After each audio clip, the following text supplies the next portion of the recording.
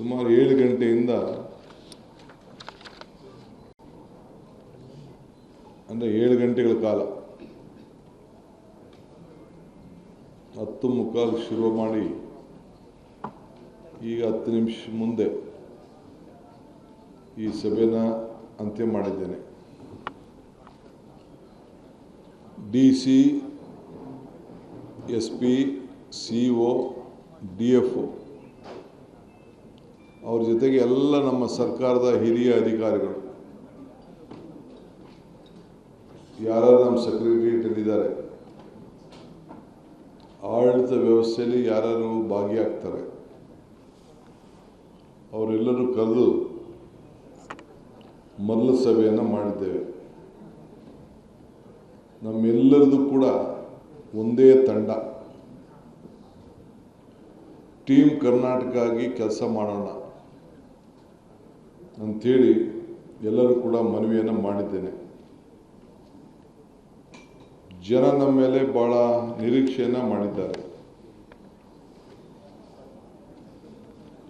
ಸಾರ್ವಜನಿಕರ ಯಾರೇ ಆಗಲಿ ಸಾರ್ವಜನಿಕರು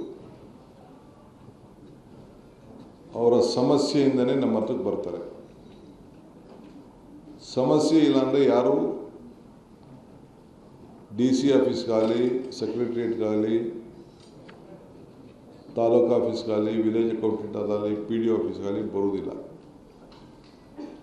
ಬಂದಂಥವ್ರಿಗೆ ಸ್ಪಂದಿಸಬೇಕು, ಪಾಸಿಟಿವ್ ಆಗಿ ಸಮಸ್ಯೆನ ಬಗೆಹರಿಸಬೇಕು. ಇದನ್ನು ಮಾರ್ಗದರ್ಶನವನ್ನು ಕೊಟ್ಟಿದ್ದೇನೆ. ಎಲ್ಲ ಅಧಿಕಾರಿಗಳು 10 ಗಂಟೆಗೆ ಅವರ ಕಚೇರಿಗೆ ಹಾಜರಾಗಬೇಕು. ಎಲ್ಲೇ ಡಿಸ್ಟ್ರಿಕ್ಟ್ ಹೆಡ್ ಕ್ವಾರ್ಟರ್ಸಲ್ಲಿ ಅವರು ಹಾಜರಾದ ತಕ್ಷಣ, ಅವ್ರ ರಿಪೋರ್ಟ್ ಆದ ತಕ್ಷಣ, ಅವರು ತಮ್ಮನ್ನು ಪ್ರೆಸೆಂಟ್ ಮಾಡಿದ ತಕ್ಷಣ ಇಲ್ಲಿ ನಮ್ಮ ಚೀಫ್ ಸೆಕ್ರೆಟರಿ, ಅಲ್ಲಿ ನಮ್ಮ ಅಡ್ಮಿನಿಸ್ಟ್ರೇಷನ್ ನೋಡುವಂಥ ಸೆಕ್ರೆಟರಿ ಯಾರಿರ್ತಾರೆ ಅವ್ರಿಗೆ ಮೆಸೇಜು ಬರಬೇಕು. ಅವ್ರಿಗೇನು GPS ಇಟ್ಕೊಂಡಿರ್ತಾರೆ ಅಲ್ಲಿಂದನೇ ಎಲ್ಲಿಂದ ಅವರು ತಮ್ಮ ಹಾಕ್ತಾರೆ ಅಲ್ಲಿಂದನೇ ಈಗೆಲ್ಲರೂ ಕೂಡ ಟೆಕ್ನಾಲಜಿ ಅಷ್ಟು ಬೆಳೆದಿದೆ. ಅದನ್ನು ಅವರೆಲ್ಲರೂ ಕೂಡ ಮಾರ್ಗದರ್ಶನವನ್ನು ಕೊಟ್ಟಿದ್ದೇನೆ.